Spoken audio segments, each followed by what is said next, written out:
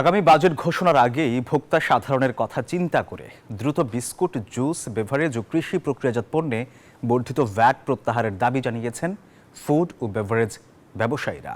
বৃহস্পতিবার দুপুরে আগারগাঁয়ে এফবিসিসিআইয়ের নেতৃত্বে জাতীয় রাজস্ব ভবনে এনবিআর চেয়ারম্যানের সাথে বৈঠক শেষে এই দাবি জানান তারা।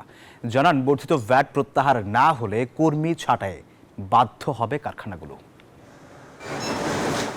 দফায় দফায় বৈঠক করলেও প্রক্রিয়াজাত খাদ্যপণ্যের ওপর আরোপিত শুল্ক ও ভ্যাট কমানোর সুখবর পাচ্ছেন না উৎপাদনকারী প্রতিষ্ঠানগুলো।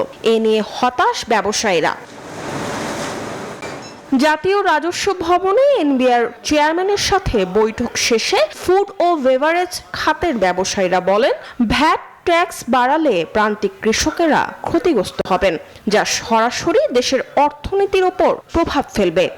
যারা ব্যাট দিচ্ছে তাদের উপরে বেশি চাপাচাপি করে, যারা ব্যাট দিচ্ছে না তাদের কাছেও এরা কেন যায় না, এটা ঠিক যায় না এরকম না, ওরা আন্ডারগ্রাউন্ডে কোনো একটা করে। ক্ষুদ্র দেশ, মানুষের ক্রয় ক্ষমতা সীমিত, এর প্রতি শ্রদ্ধাশীল থেকে যেহেতু আমরা অসংখ্য মানুষের কর্মসংস্থানের জোগাড়